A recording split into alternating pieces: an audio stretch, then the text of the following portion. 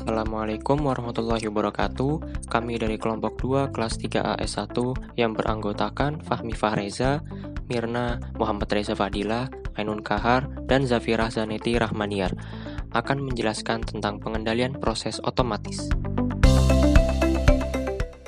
Yang pertama, kerja sistem pengendalian proses otomatis. Prinsipnya hampir sama dengan pengendalian manual, hanya saja telah dijalankan oleh controller.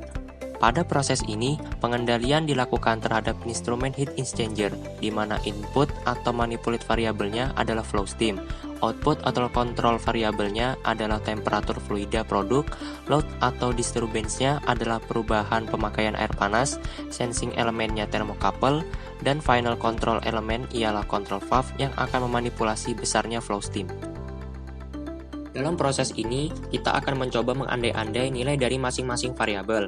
Misal, pada keadaan awal set point pada 50% dan measured variable juga 50%. Kita anggap skala controller 0-100% mewakili 0-100 derajat Celcius. Andai control valve juga dibuka 50%, maka error sama dengan 0%, karena set point sama dengan proses variabel. Dimisalkan kebutuhan proses membutuhkan set point pada 60%, maka error menjadi 10%. Dimisalkan kembali bahwa dengan error 0% itu, out controller atau manipulate variable diubah dari 50% menjadi 70%. Maka control valve juga akan berubah menjadi 70%. Hal itu akan pula mengubah proses variabel atau temperatur produk. Anggaplah menjadi 54 derajat Celcius atau 54%. Maka error akan berubah menjadi 6%, yaitu hasil pengurangan set point dengan proses variabel. 60% dikurang 54%.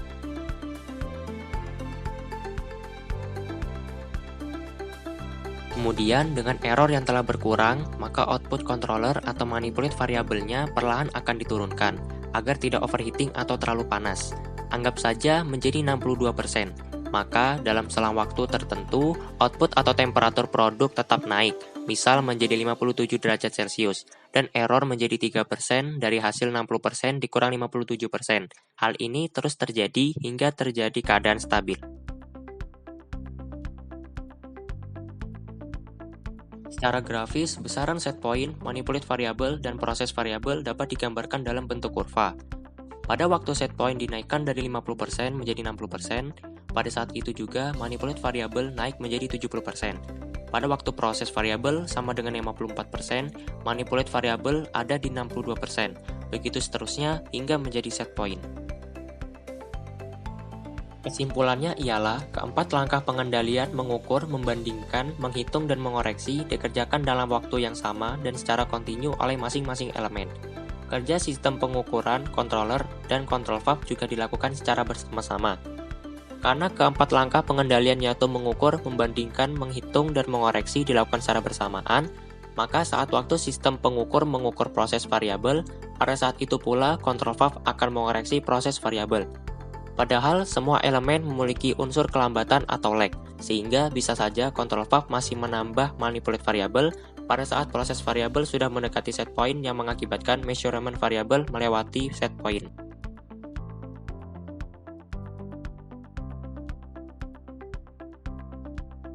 Oleh karena itu, untuk mengetahui hasil kerja sistem digunakan kurva waktu seperti yang telah dijelaskan sebelumnya. Semua bentuk kurva disebut respons atau transient response sistem pengendalian. Secara umum, respons dibagi dua, yaitu stabil dan unstabil. Kemudian, respons stabil terbagi lagi menjadi dua, overdamp dan underdamp. Begitu juga dengan respons unstabil yang terbagi menjadi sustained oscillation dan undamp. Sekian penjelasan dari kelompok kami, kurang lebihnya mohon maaf. Wassalamualaikum warahmatullahi wabarakatuh.